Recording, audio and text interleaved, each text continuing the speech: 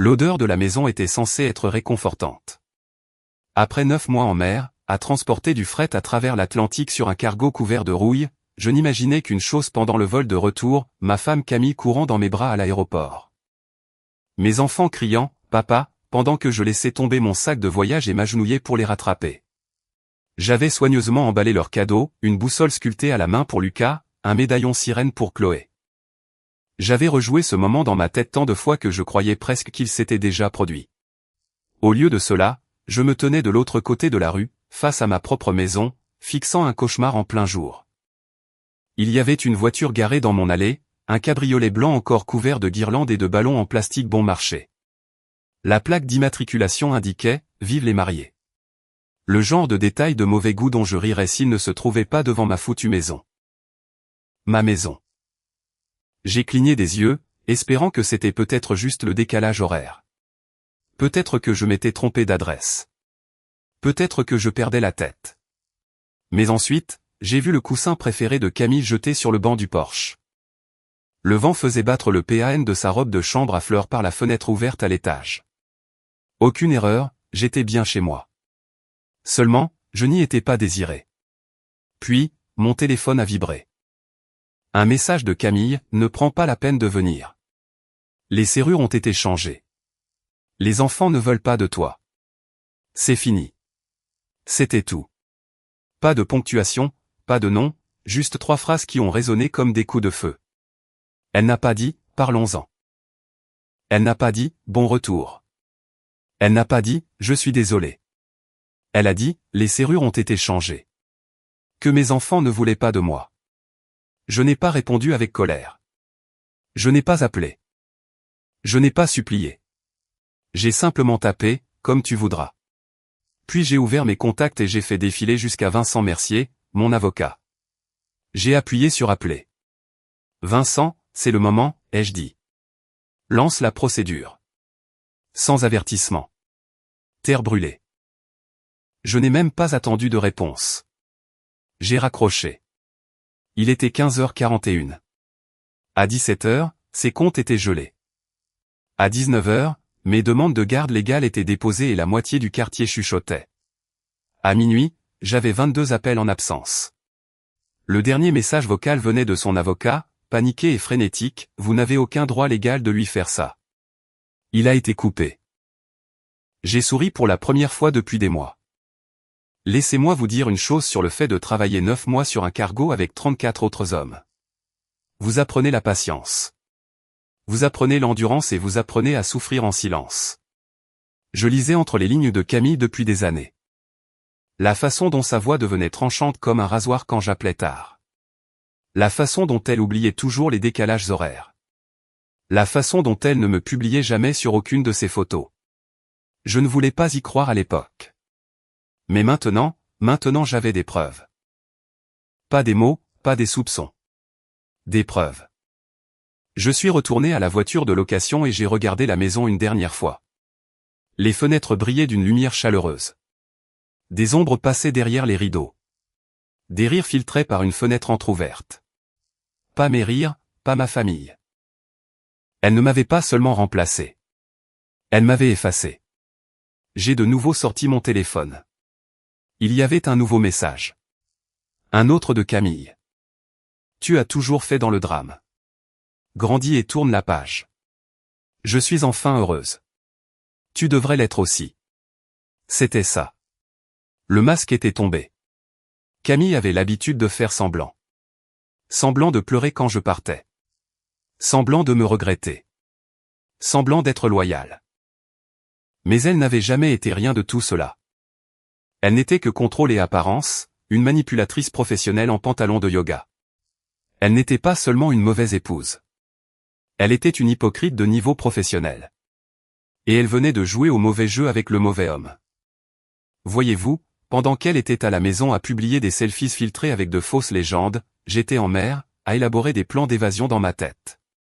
Chaque nuit solitaire passée à fixer les vagues, j'imaginais ce que je ferais si jamais je la prenais en faute. Eh bien, je ne l'ai pas prise en faute. Je l'ai surprise en train de me jeter au caniveau pour dérouler le tapis rouge à quelqu'un d'autre. Il se trouve juste que je suis rentré à la maison pendant la parade. Et maintenant, j'allais brûler tout ce qu'elle croyait être à elle. Pas avec violence, mais avec un calcul froid et inébranlable, car je n'étais plus le même homme que celui qui était parti sur ce navire. J'étais pire. Et Camille n'avait aucune idée du genre de tempête qu'elle venait de déclencher. Au moment où l'aube éclairait les contours des nuages, j'avais une clé d'hôtel dans une poche et une bouteille de cognac dans l'autre. Je ne l'ai pas bu. Pas encore. J'avais besoin de garder les idées claires. Dès lors, chaque seconde était un pion qu'on déplace sur l'échiquier. Et Camille n'avait aucune idée que la partie avait déjà commencé. À 7h42, je suis entré dans l'agence de ma banque. La même où Camille souriait d'un air suffisant en effectuant des retraits en pantalon de yoga, se faisant passer pour une femme au foyer désemparée. J'ai signé les documents qui ont transformé notre compte joint en compte individuel. La carte de Camille a été annulée. Son accès, supprimé. Puis vint la propriété. L'acte de propriété avait toujours été à mon nom. Camille le savait. Elle n'avait juste jamais pensé que je m'en servirais. Mais lorsque les documents préalables au divorce sont arrivés dans sa boîte de réception ce matin-là, il en a été de même pour la notification officielle lui donnant 48 heures pour quitter les lieux. Et comme elle avait déjà changé les serrures, j'ai simplifié les choses. J'ai moi-même contacté un serrurier. J'ai remplacé chaque serrure qu'elle venait d'installer par un système de sécurité biométrique. Sensible uniquement à mes empreintes digitales. La vengeance ne ressemble pas toujours à des cris. Parfois, elle prend la forme d'un silence et d'une enveloppe de coursier. À 10h13, Camille a fini par appeler. J'ai fixé l'écran, regardant son prénom clignoter sur la vitre. Je n'ai pas décroché, j'ai laissé sonner. Elle a rappelé, puis encore, et a finalement laissé un message vocal. Tu exagères vraiment, Thomas. Sa voix avait ce calme fin et étudié, celui qu'elle utilisait pour manipuler les enfants. Nous devrions parler. Je veux dire, c'est tellement dramatique tout ça. Je pensais que nous étions des adultes. J'ai écouté ce message vocal 6 fois. Pas une seule fois elle ne s'est excusée. Pas une seule fois elle n'a dit que je lui manquais, qu'elle m'aimait ou qu'elle regrettait quoi que ce soit. Juste, nous devrions parler. Traduction, répare ce que j'ai cassé pour que je n'ai pas à en affronter les conséquences. Vers midi, j'ai reçu un message de l'école de ma fille. Le directeur voulait confirmer si j'avais approuvé la décision de Camille d'inscrire son nouveau petit ami comme contact d'urgence. Ma mâchoire s'est crispée si fort que j'ai cru me casser une molaire. J'y suis allé en personne, je leur ai montré les documents prouvant que j'avais la garde temporaire totale, et j'ai entièrement retiré le nom de Camille. J'ai laissé des copies de ces documents dans la boîte de réception de son avocat avec un mot, n'hésitez pas à rappeler. Je serai disponible le 36 du mois. La vérité, c'est que je ne la reconnaissais plus. C'était cette même femme qui pleurait quand j'embarquais sur un navire. Qui m'envoyait de longs emails pour me dire à quel point le lit semblait vide sans moi. Qui me suppliait de faire un voyage de plus pour qu'on puisse enfin s'offrir la maison au bord du lac. Que des mensonges. Du début à la fin. Maintenant, elle jouait à la femme mariée avec un inconnu chez moi. Elle conduisait la voiture que j'avais payée, essayant de m'effacer de la vie de mes enfants. Et le pire, c'est qu'elle pensait vraiment s'en tirer comme ça.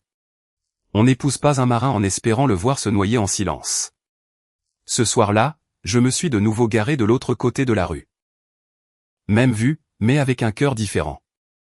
Les ballons de fête avaient disparu. L'allée était vide. Les lumières étaient éteintes. Camille avait appelé 13 fois. Elle avait laissé 8 messages vocaux. Les derniers semblaient ébranlés. Je ne pensais pas que tu irais jusqu'au bout. Je veux dire, nous étions séparés, Thomas. Émotionnellement, tu es absent depuis des mois. Qu'est-ce que j'étais censé faire? T'attendre éternellement? Et voilà. La justification, le scénario tout fait.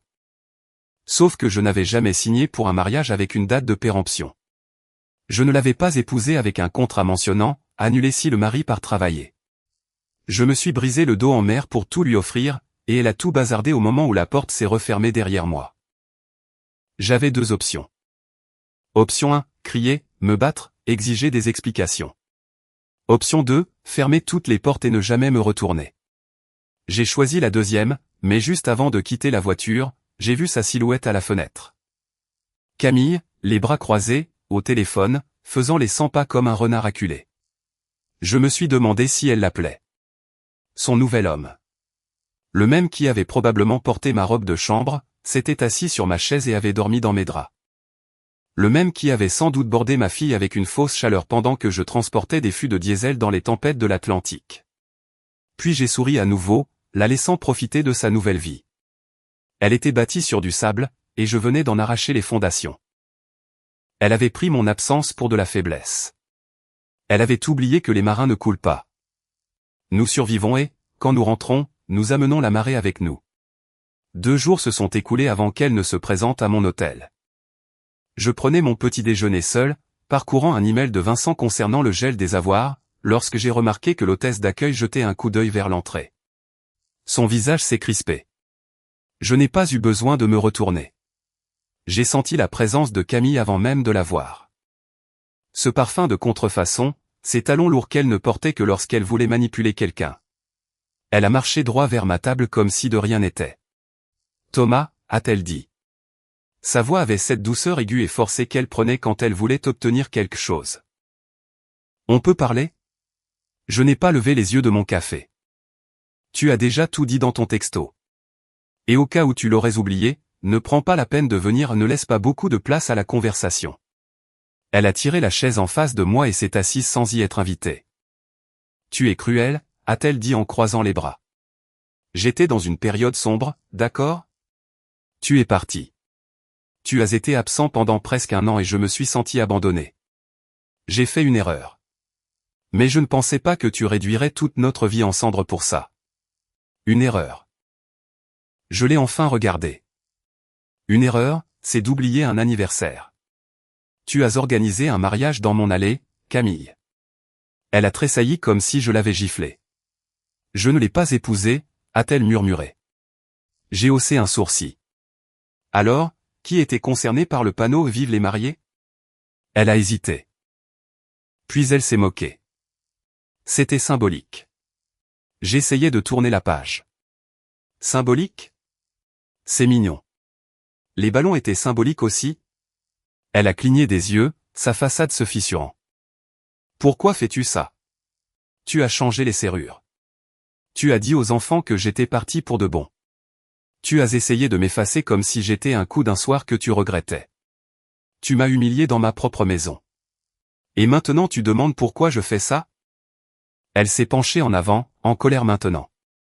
Tu penses toujours être la victime. Peut-être que si tu avais été vraiment présent au lieu de partir naviguer Dieu sait où pendant des mois, je n'aurais pas eu à chercher le bonheur ailleurs. C'était ça. Sa vérité. Pas de remords, pas de regrets, juste des reproches. Comme si la loyauté avait une date limite. Comme si l'engagement expirait une fois que les choses devenaient difficiles.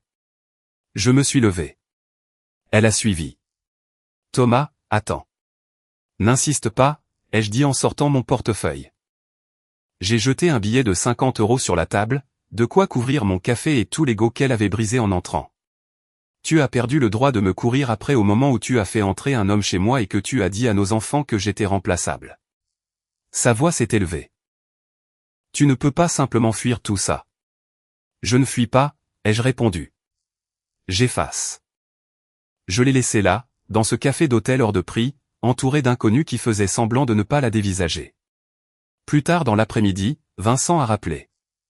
Le nouvel homme de Camille, il s'appelait Maxime. Apparemment, il avait reçu une mise en demeure. Il conduisait mon véhicule en ville en prétendant être le tuteur légal de Lucas et Chloé. Il n'était même pas inscrit sur un formulaire scolaire. Désormais, il faisait l'objet d'une ordonnance d'éloignement temporaire et d'une convocation au tribunal. Et Camille, elle a renvoyé un message ce soir-là, j'appelle les enfants. Tu ne peux pas m'empêcher de les voir. Ce ne sont pas des pions. Je n'ai pas répondu. Je n'en ai jamais eu besoin, car la vérité, c'est que Lucas et Chloé avaient déjà percé à jour son petit jeu. Quand je suis allé les chercher à l'école cet après-midi-là, Chloé a couru droit dans mes bras. Tu es revenu, a-t-elle dit en enfouissant son visage dans mon cou. Je ne suis jamais parti, ai-je chuchoté. Lucas n'a pas dit grand-chose. Mais quand nous sommes montés dans la voiture, il a demandé s'il pouvait rester avec moi pendant un moment. Sa voix était prudente, comme s'il tâtait le terrain. J'ai dit oui. Sans condition. Ce soir-là, nous avons mangé des plats à emporter par terre, dans la petite maison de location où j'avais emménagé. Rien que nous trois. Pas de drame, pas de cris, pas de mensonges. Camille a essayé d'appeler à nouveau. Cette fois, je l'ai bloqué. Pas par mesquinerie, mais pour avoir la paix. Parce que, pour la première fois depuis des années, le silence ne ressemblait pas à une punition. Il ressemblait à la liberté. Une semaine plus tard, Camille a déposé une requête d'urgence au tribunal, affirmant que j'avais kidnappé les enfants. L'effet s'est retourné contre elle. Vincent est entré dans la salle d'audience avec une pile de SMS imprimés, de dossiers scolaires et une déclaration sous serment du conseiller des enfants. Camille ne s'attendait pas à ce que j'ai dit coup d'avance. Elle pensait toujours que j'étais ce même homme naïf qui croyait à chacune de ses larmes pleurées sur FaceTime. Le juge n'a pas cru à sa performance. Elle était assise là, dans son blazer de créateur, essayant de passer pour la victime, tandis que la vérité se détachait de sa peau comme de la peinture fraîche. Lorsque le juge a demandé à Lucas s'il voulait parler, il a hoché la tête. Un enfant courageux. Je veux juste rester avec mon père pour l'instant, a-t-il dit. C'est plus calme. Ça semble plus vrai. Camille ne l'a même pas regardé. Elle a simplement fixé droit devant elle, les lèvres pincées. Je reconnaissais ce visage. C'était le même qu'elle arborait lorsqu'elle mentait et faisait semblant que tout allait bien. Le tribunal m'a accordé la garde principale temporaire. Camille a obtenu un droit de visite, mais supervisé. Elle est sortie en trombe avant que les papiers ne soient signés. Ce soir-là, elle a posté une photo d'elle sur Instagram avec une citation sur la renaissance de ses cendres. Sa légende disait à peu près « On ne peut pas briser une femme née dans les flammes ». J'ai ri. Elle n'était pas née dans les flammes. Elle avait été forgée dans la tromperie. Le lendemain, Maxime s'est présenté à l'école. Il a essayé de faire croire que c'était une erreur innocente, prétendant que Camille lui avait demandé de déposer un panier repas, mais l'agent de sécurité a vu son nom sur l'ordonnance d'éloignement et a appelé la police. Il a été escorté hors de l'établissement en quelques minutes. Camille m'a envoyé un message 2 heures plus tard, c'était un malentendu. Tu n'avais pas besoin de l'humilier. Tu te montres vindicatif. Je n'ai pas répondu, non pas parce que je manquais de mots, mais parce que j'avais de meilleures choses à faire. Comme emmener mes enfants à la plage. Comme apprendre à Lucas à faire des ricochets. Comme aider Chloé à fabriquer un collier de coquillages qu'elle disait vouloir porter pour toujours. Je les regardais rire pendant que les vagues pourchassaient leurs chevilles. Et l'espace d'un instant, j'ai oublié la sensation de la trahison. Mais Camille ne s'est pas arrêtée. Elle a débarqué à ma maison de location quelques jours plus tard. Elle n'a pas frappé. Elle a tambouriné fort. À plusieurs reprises. J'ai entrouvert la porte juste assez pour marquer le coup. Elle portait des lunettes de soleil, mais je pouvais voir la fureur derrière les verres. Tu gâches tout, a-t-elle sifflé. Tu t'entends parler? Tu es en train de détruire cette famille. J'ai penché la tête. Tu veux parler de la famille dont tu m'as jeté par texto? Elle n'a pas répondu. C'est toi qui m'as mis à la porte, ai-je dit. Tu m'as dit que je n'étais pas désiré.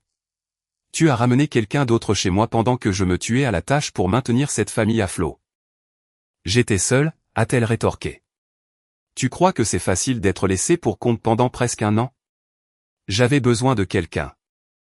Tu avais besoin de quelqu'un pendant que je payais les factures. Tu avais besoin de quelqu'un pendant que je ratais des anniversaires, des premiers pas et des appels en pleine nuit avec des enfants en pleurs. Sa voix s'est brisée. Tu ne comprends pas. Non, Camille, c'est toi qui ne comprends pas. Tu as fait des choix. Tu n'as pas le droit de pleurer sur les conséquences maintenant. Elle a regardé par-dessus mon épaule comme si, en apercevant les enfants à l'intérieur, elle pourrait me culpabiliser et me pousser à lui rendre une autre part de ce qu'elle avait détruit. J'ai fermé la porte avant qu'elle ne puisse le faire. Plus tard dans la soirée, Lucas m'a demandé si je l'aimais encore. Je n'ai pas répondu tout de suite. Puis j'ai dit, j'aimais celle qu'elle était, mais les gens changent, mon grand. Et parfois, il n'y a pas de retour en arrière. Il a hoché la tête comme s'il comprenait bien plus qu'un enfant de son âge ne le devrait. Je l'ai bordé. Puis j'ai fixé le plafond pendant un long moment, car il n'avait pas tort de poser la question. Et je n'avais pas tort de laisser la réponse inachevée. Le lendemain matin, il y avait un paquet sur le pas de ma porte. Pas de mots, pas de nom, juste une boîte blanche nouée d'un ruban argenté. À l'intérieur se trouvait l'alliance de Camille. Je l'ai tenue dans ma main pendant quelques secondes, sentant son poids. Ce métal froid qui symbolisait autrefois l'éternité ne représentait plus rien. Juste un beau mensonge. Je ne l'ai pas jeté. Je ne l'ai pas rendu. Je l'ai simplement laissé tomber dans le tiroir avec de vieux reçus et des chargeurs cassés. Voilà ce qu'elle était désormais. Inutile et enfouie sous des choses qui ne fonctionnaient plus. Camille n'a pas cessé d'essayer. Quelques jours plus tard, elle a laissé un message vocal. Celui-ci était différent. Notre famille me manque. Ça me manque de me réveiller à côté de quelqu'un qui tenait à moi. Je sais que j'ai tout gâché, Thomas. Je sais que je t'ai blessé. Je ne m'attends pas à ce que tu me pardonnes, mais s'il te plaît, ne m'efface pas complètement. C'était là. Des fissures dans le masque. Sa voix tremblait. Mais malgré tout, pas une seule fois elle n'a dit « Je suis désolé ». Pas une seule fois elle n'a assumé ses actes. Juste une autre pièce de théâtre émotionnel, sans scénario. Le pire, c'est qu'une part de moi voulait encore la croire. Mais j'ai ensuite reçu un message du conseiller de l'école de Chloé. Apparemment, Camille avait essayé de venir la chercher plus tôt la veille, sans prévenir et sans autorisation. L'école lui a refusé l'accès, comme il se devait de le faire. Mais Chloé avait vu le visage de sa mère à travers la vitre et elle avait pleuré le reste de la journée. Je me suis assis avec Chloé ce soir-là. Elle s'est blottie contre moi et a demandé « Pourquoi maman agit-elle comme si elle n'avait rien fait de mal ?» Je ne savais pas comment répondre à une telle question, alors je lui ai dit la seule vérité que je pouvais, certaines personnes se mentent si bien à elles-mêmes qu'elles en oublient que c'est un mensonge. Elle n'a rien dit, elle s'est juste agrippée à moi un peu plus fort. Camille a alors commencé à m'envoyer des emails. De longs messages, chaque paragraphe tentant une stratégie différente. Culpabilité, reproche, flatterie, rage. Elle a même dit que Maxime n'était plus dans le décor, et qu'elle réalisait quelle erreur tout cela avait été. Mais le moment qui a tout scellé, c'est quand elle m'a envoyé une photo. C'était une photo de nous quatre, moi, elle, Lucas et Chloé à la maison au bord du lac, souriants, heureux. Et sous la photo, elle a écrit « Nous pourrions être à nouveau ça ». J'ai fixé cette photo pendant un long moment et j'ai réalisé quelque chose. Nous n'avions jamais été ça. Les sourires étaient réels. Bien sûr, les enfants l'étaient, mais Camille, elle était toujours costumée. Toujours à attendre le moment de ramener les projecteurs sur elle. Cette photo n'était pas un souvenir. C'était une performance. Alors, je lui ai répondu en une phrase, je les élève sans mensonge maintenant. Elle n'a pas répondu. Une semaine plus tard, Vincent a appelé. L'avocat de Camille voulait un accord à l'amiable. Plus de batailles judiciaires. Plus de requêtes d'urgence. Juste des signatures et du silence. J'ai dit oui sans hésiter. Les documents finaux sont arrivés quelques jours plus tard. Je les ai signés ce soir-là, seul dans la cuisine, après que les enfants se soient couchés. Le stylo n'a pas tremblé. Mon cœur n'a pas battu la chamade. Il n'y a pas eu de larmes. Il n'y avait que la paix. Camille avait brûlé les ponts entre nous et s'était ensuite montrée surprise de ne pas pouvoir faire marche arrière. Elle avait sous-estimé quelque chose de simple. Je n'avais pas besoin de vengeance. J'avais besoin de libération. Et je l'ai obtenu avec chaque signature, avec chaque porte verrouillée, avec chaque histoire du soir lue à mes enfants. Tandis qu'elle se retrouvait à fixer la moitié vide d'un lit qu'elle avait elle-même rendu froid, elle avait choisi les flammes. Mais moi, j'ai marché à travers elle. Et je n'y ai pas seulement survécu. J'en suis ressorti purifié, plus fort, affranchi. Les semaines ont passé et le bruit s'est estompé. Plus d'avocats, plus de drames, juste des journées normales, les trajets pour l'école, les paniers repas et les rires à l'heure du coucher. J'ai recommencé à dormir. Un vrai sommeil. Le genre où votre mâchoire n'est pas crispée et où votre téléphone n'est pas serré dans votre main au cas où quelqu'un essaierait de vous prendre quelque chose. Lucas a commencé à sourire davantage. Il a demandé à rejoindre une équipe de football. Chloé a recommencé à dessiner. Elle a fait un dessin de notre maison, juste moi et eux deux, nous tenant par la main sous un grand soleil. Camille n'y était pas. Elle n'a même pas demandé pourquoi. Quand je l'ai accroché sur le réfrigérateur, le silence de son côté s'est fait plus pesant. Pas d'appel, pas de texto, juste de temps en temps une notification du calendrier partagé concernant les heures de visite qu'elle utilisait rarement. Quand elle venait, c'était bref, gênant et beaucoup trop répété. Elle faisait trop d'efforts avec les enfants, leur offrait des cadeaux chers, promettait des séjours à Disneyland Paris. Ils souriaient poliment, mais ils n'ont jamais demandé à rester plus longtemps. Je crois qu'ils ont fini par le voir. Pas seulement ce qu'elle avait fait, mais qui elle était vraiment. J'ai appris par quelqu'un de l'école que Maxime était parti. Discrètement. Sans faire d'histoire, juste parti.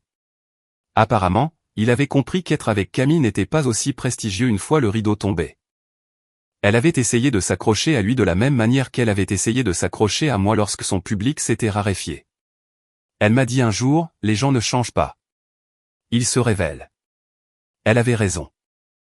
Mais je ne pense pas qu'elle s'attendait à devenir la preuve de sa propre théorie. Un soir, Lucas est venu dans le salon et s'est assis à côté de moi sur le canapé. Aucun mot, il est juste resté là, tout près. J'ai attendu. Puis il a dit, tu vas mieux maintenant. Je me suis tourné vers lui. Que veux-tu dire? Tu n'as plus l'air fatigué tout le temps. Avant, tu avais l'air triste. Même avant de partir sur le bateau. Je ne savais pas quoi répondre à cela. Les enfants voient tout. Ils voient les failles dans un sourire, les mensonges dans un rire. Il en savait plus que je ne l'imaginais. Peut-être qu'il a toujours su. Ce week-end-là, nous sommes allés faire de la randonnée. Rien que nous trois. Il y a eu ce moment au sommet de la crête. Le soleil commençait à se coucher, le vent soufflait sur nos visages et il n'y avait pas le moindre son, à part celui des arbres. Chloé m'a tenu la main et Lucas a pris une photo de nous. Je vais l'encadrer, a-t-il dit, et quelque chose en moi a basculé. Je n'avais pas besoin de réparer le passé. Je n'avais pas besoin d'excuses ou d'explications. J'avais ma réponse juste là. Cette paix, cette nouvelle vie, ces deux enfants, c'était tout ce pourquoi je m'étais battu. Tout ce que j'avais refusé de la laisser empoisonner. Camille n'avait été que la tempête que je devais traverser pour arriver jusqu'ici. Et maintenant que j'y étais, je ne regardais plus en arrière. Un mois plus tard, j'ai reçu une lettre. Pas un email, pas un texto, une vraie lettre manuscrite. L'écriture de Camille. Nette, hâtive, comme si elle extrayait chaque mot à force de culpabilité et de désespoir. Elle y écrivait qu'elle avait commencé une thérapie, qu'elle déballait de vieilles blessures et qu'elle réalisait à quel point elle avait projeté son mal-être sur les gens qui tenaient à elle. Elle a mentionné son enfance, ses insécurités, sa solitude. Elle a essayé d'expliquer que ce qu'elle avait fait n'était pas une question d'amour ou de haine. C'était une question de contrôle. Elle a avoué m'avoir trompé, bien qu'elle ne l'ait pas appelé ainsi. Elle a parlé de réaction, comme si elle était une spectatrice de sa propre trahison. Elle a terminé par « Je ne m'attends pas à ce que tu me pardonnes, mais j'espère qu'un jour tu comprendras pourquoi tout s'est passé ainsi. » J'ai plié la lettre, l'ai glissée dans un tiroir et n'ai jamais répondu, car le pourquoi ne m'importait plus. La comprendre ne changerait rien. Cela ne ferait pas d'elle une meilleure mère.